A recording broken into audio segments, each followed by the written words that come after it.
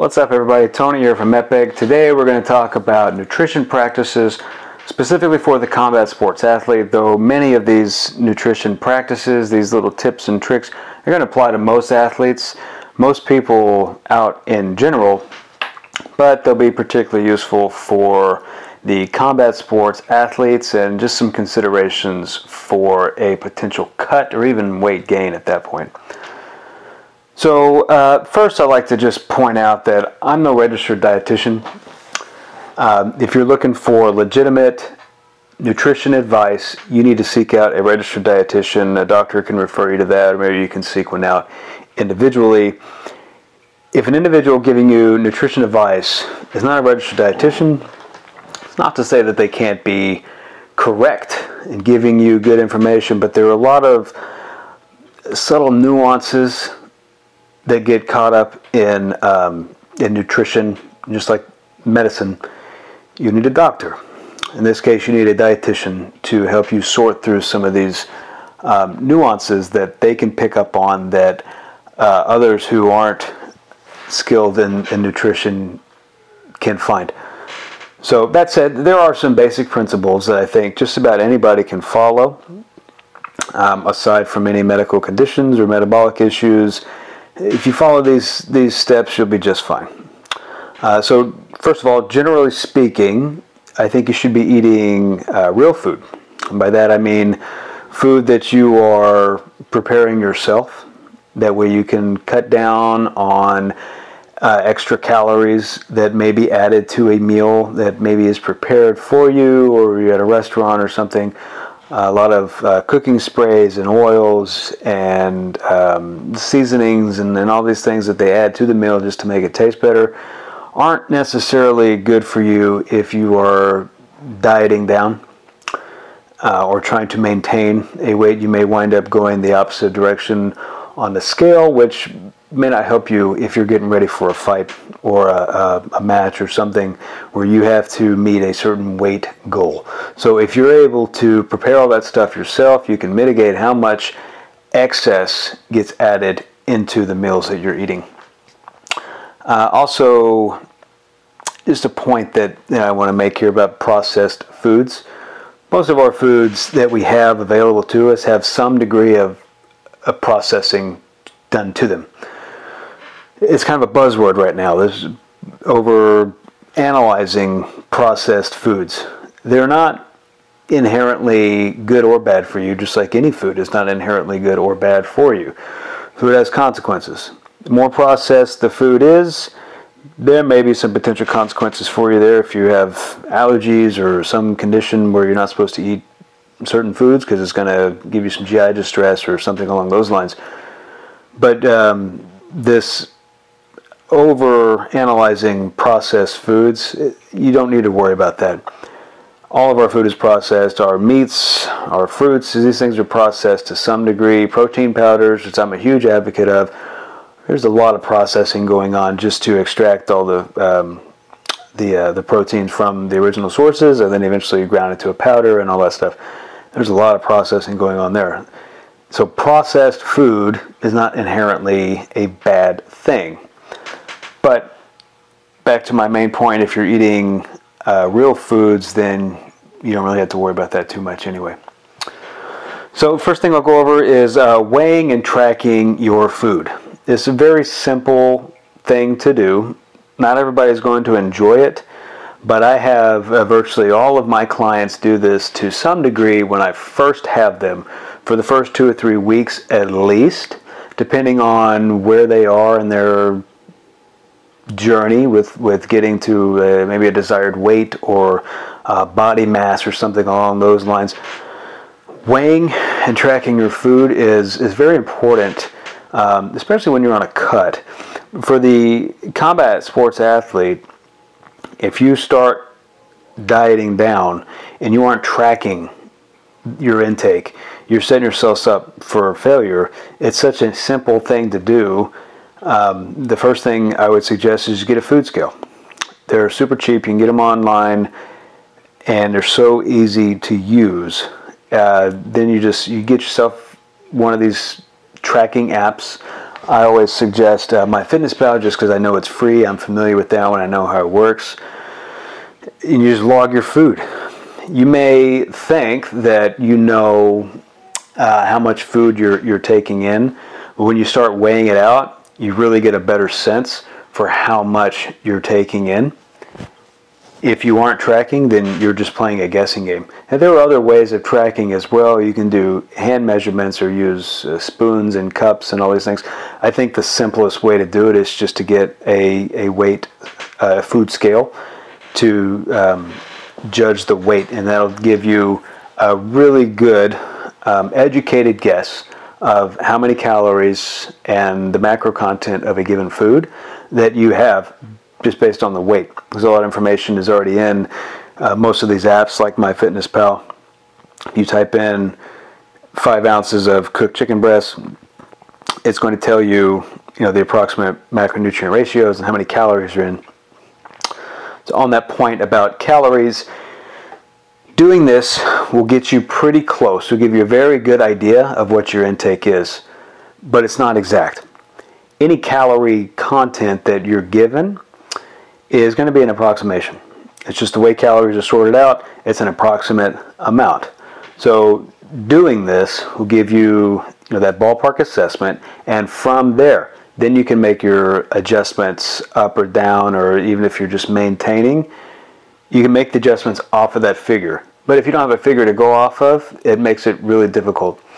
I mentioned I only have most of my clients do this for a few weeks.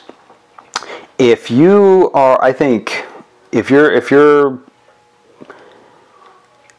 just like a personal training client and you aren't aiming for a specific weight for something other than you just want to be at that weight. So if you're in a competition, this message isn't for you. If you're just a general clients, I don't love the idea of people getting stuck on this idea, because I think over time it may develop into a poor relationship with food and food choices. But I do like it for short term, because when people are going from not tracking anything to automatically, or to then tracking all their food, and they're new to exercise, or maybe they're just getting back into it, or either way, it's new with me. I want them to be able to go out and enjoy their lives and not have to stress over what they're eating. So if they're tracking all their food and they go out to dinner one night, I like the idea of them being able to order off the menu and the food comes to them and they can look at it and they can make an educated guess of how much is right there in front of them. So they can have an approximation for how much, let's say they eat chicken and some rice dish or something. They have an idea of how much chicken they're having and how much rice they're having. You have all the oils and sauces and all that stuff too, but at least they have a starting point to go off of there. Or if you go out to a work lunch or something like that, you can just make more informed decisions based on the repetition of weighing certain foods that you've been eating. It's just it makes you a more well-rounded assessment in the foods that you're eating. I think it's a really good idea. But for the combat sports athlete, don't be afraid to weigh your food. You got to track that stuff if you're looking to make progress.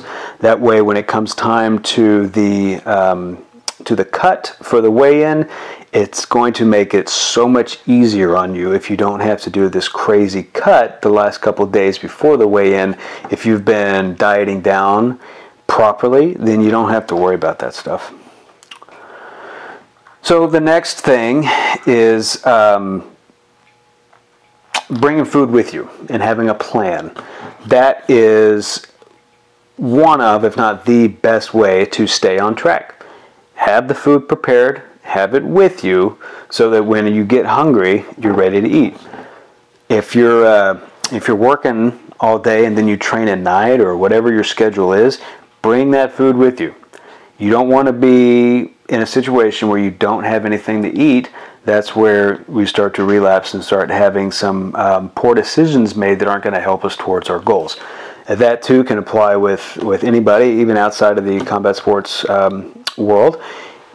Bring some food with you. Bring your snacks, bring the food with you. It's going to help you so much. So you should always at least have water and some snack with you, the protein shake or whatever you want to have for your snacks and fruits, vegetables, that kind of thing. It'll help you stay on track, and it's just a good idea to have. Even when I'm not dieting for any particular reason, I always have water with me and always have something to eat. That way I'm not, I don't have that desire to stop at some fast food place or something and buy something. Even if you were trying to stick with your diet and you stop somewhere to get something that's going to cost you 2-3 times as much, if you would just have it with you and go from there. Boom, boom, boom, boom. Let's see what else we got here. Okay, so drinking water, obviously, I would hope this doesn't have to be said for most people, but it's important. Drink your water, stay hydrated. For the combat sports guys, when you come down and you must do a water cut, let's say you're going to do a water cut, that's going to start about 7 or 8 days out from the day of your weigh-in. If you aren't already at a high level of hydration, your body isn't accustomed to that already, and the weight cut's not going to be as effective. So you have to drink a lot of water. Most of the athletes, you don't really have to worry about that too much. They drink a lot of water anyway. But generally speaking, you want to make sure you're well hydrated with water. Most of your fluid intake, I would say, should be water. You can get the flavor drink mixes and all that stuff. That's great. That's fine. Whatever. Just drink your water and go from there. All right. So now we'll get into different types of distracted eating, which may benefit you and may not. Number one, you want to chew your food. Chew it properly. Chew it enough. You want to make sure that the bolus that you form when you swallow your food, your digestive system is going to be able to digest that efficiently. If you're swallowing too large pieces, then you might have some GI distress from that later on. Just chew your food. You have to understand there is a delay essentially between your stomach and your brain of when you are satiated. So if you're not chewing long enough and you swallow that food, you get that sensation that you're full, and it's going to take a minute to get to your brain. So if you're eating really fast, by the time you've received that signal, you may have over-consumed what you initially planned on. So it's not going to help you with a cut. Now, on the opposite end, if you're trying to gain weight, it could be to your advantage, eating faster so that you wind up eating more. But most people who do these things are interested in nutrition. It's about losing weight. And for the combat sports guys, if you're on a cut, you want to make that as easy on your body as you can, because you already have plenty of stress from the training itself. Why add more? Distracted eating. If you are distracted while you're eating, you will tend to overconsume. So if you are on a diet, you're dieting down, consider no distractions while you're eating. Put your phone away. Turn the TV off, books, whatever. Try to just solely focus on eating your food, and it will help you to not overconsume. But again, if you are trying to add weight, then maybe distracted eating is something you can use to your advantage. All right, so snacks. We'll talk about snacks. Whether you are cutting, maintaining, or gaining weight, having snacks around is a good idea. And I'm not talking about candy bars and Pop-Tarts and all that stuff. I'm talking about snacks are going to help you towards your goal. If your goal is to gain weight and you really don't care where that weight comes from, then yeah, by all means, it doesn't really matter what you eat anyway, as far as weight management goes. But if you are dieting down, consider what snacks you have. I like protein shakes are great to have on the go. Carrots, some fruits. These things are definitely going to be something that tide you over into the next meal. And so if you're training a lot, we'll cover this in more detail in another video. But if you're training a lot, you want to try to time your consumption around your training and make sure that you're getting the right foods and the right sources that are going to help you with your training. They're going to pair well with your training. So if you're doing a lot of high intensity training, you're going to want carbohydrates before, potentially during, and after your training sessions.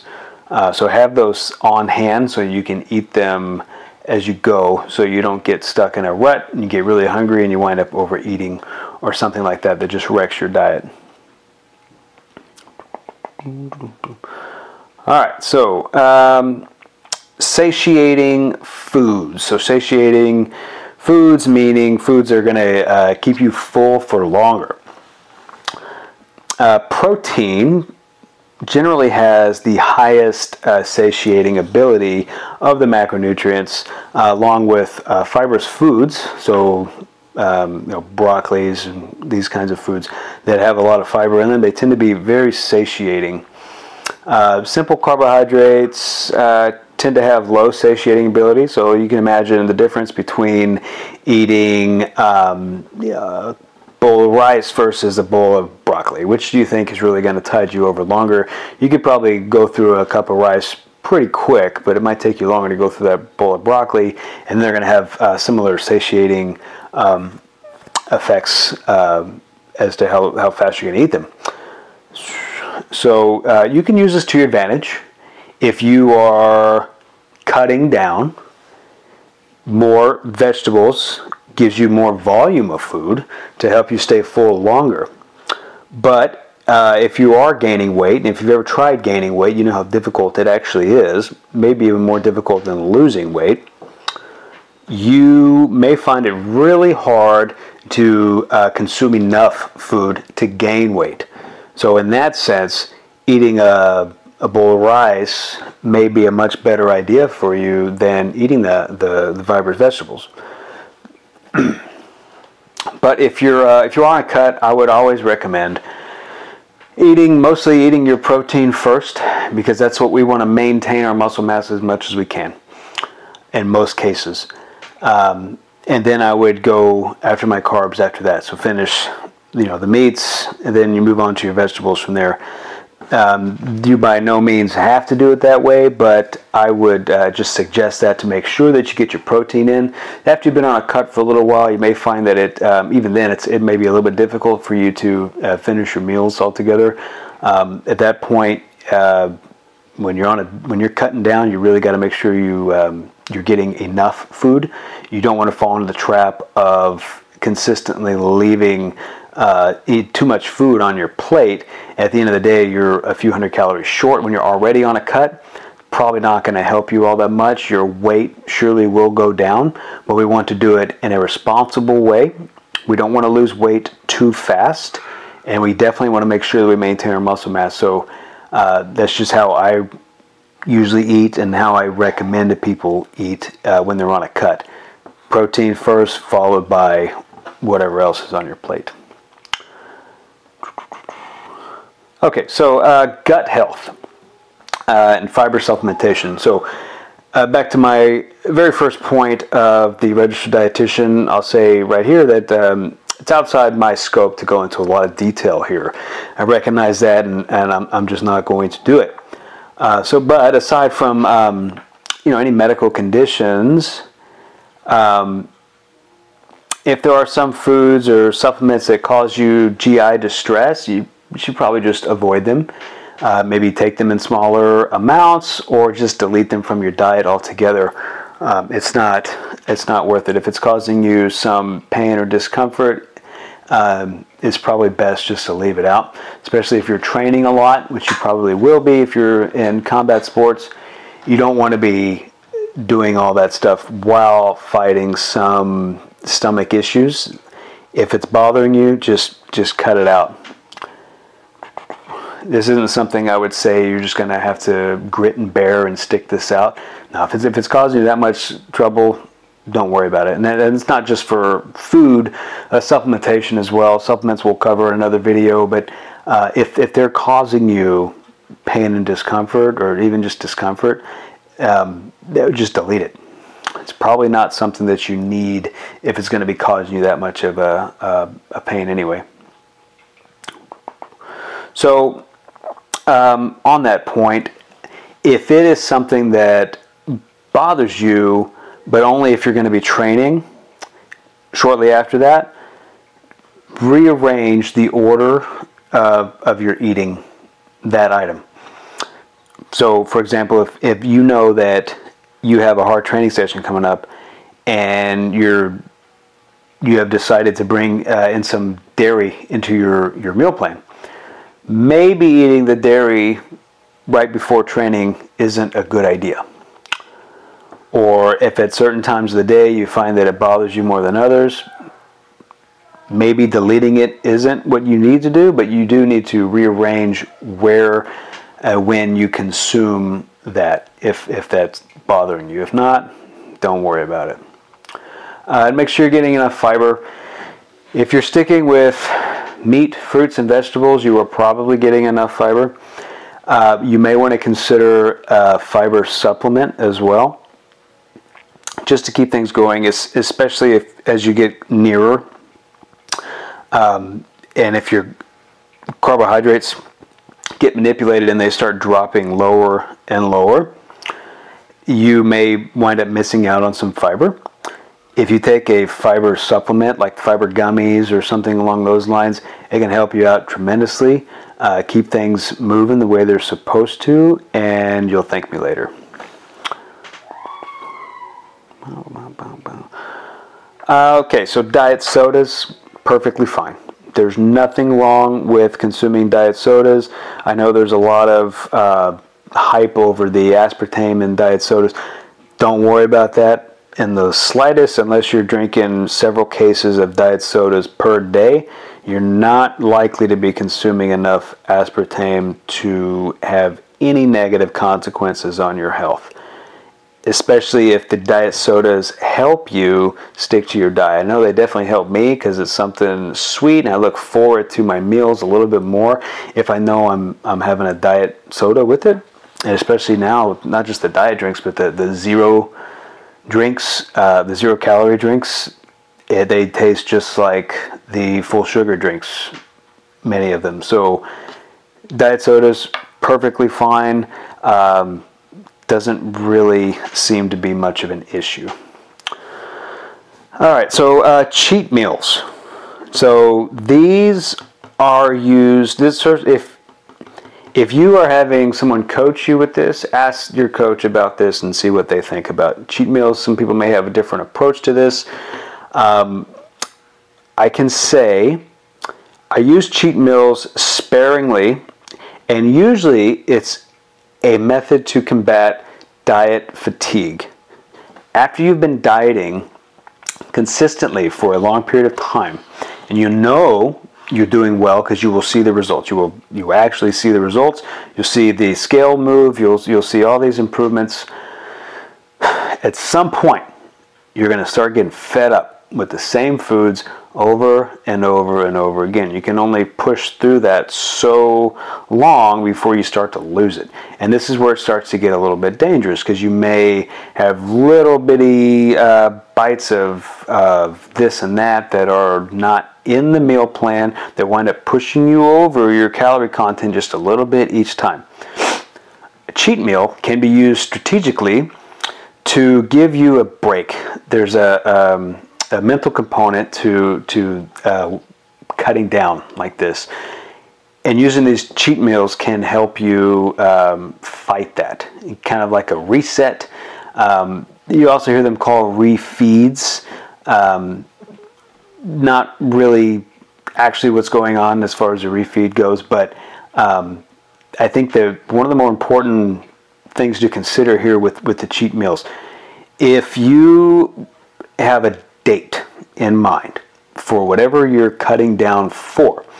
Let's say it's bodybuilding, or if it is a fight, or whatever. Do you have enough time left to have this cheat meal and still stay on track? If you're several weeks out, or you're still a month out, or 6 weeks or whatever, one meal is probably not going to make any significant difference in your overall progress. But if you are in that last week, maybe even 2 weeks, one cheat meal, if not managed properly, can absolutely wreck your progress. And not just your progress, but now we're getting into the point where we're going to have to do something crazy to make up for it. So if you're, say you're a bodybuilder and you're in that last week, what we call peak week, you're manipulating your carbohydrates, your water intake, your sodium, you're doing all these things so that on the day of the show you come in as tight as possible. In most cases, that's what you want. But this cheat meal, a few days out, can really wreck all that progress. Now, all these levels are going to go back to normal, but it may not happen by the time the show date happens. If you are a fighter and you're on your final week before the fight, if you're on a cut, you're probably at some point early in the week, you're going to start looking at your carbohydrates and your water intake, and you're going to start changing some of these variables around so that the actual cut in the hours leading up to the weigh-in aren't nearly as bad. At least you should be. If you have a cheat meal during that time, you are just asking for failure, and you are going to make it way harder on yourself a few days later when you have to weigh in and cutting for that weigh-in. So if you're going to use cheat meals, you can. They just need to be used responsibly, and I think in these situations I've laid out, it's based on time. Do you have enough time to recover? Because when you start manipulating your sodium levels, and they're already low, and you have a cheat meal, let's say you have a cheeseburger or something like that, and your sodium levels are now way higher than they have been, your body's going to adjust from that. You may have some water retention in certain places or something along those lines. You may feel great. You probably will. But as far as what you actually look like for the bodybuilding world, the physique competition, it may not be quite what you want. So just be aware of that. Cheat meals, absolutely okay in the right context. I wouldn't worry about it as long as you have enough time to recover. So that wraps up nutrition for the athletes, the combat sports athletes. If you have any questions, drop me a message below and I'll get back to you as soon as I can. Thanks.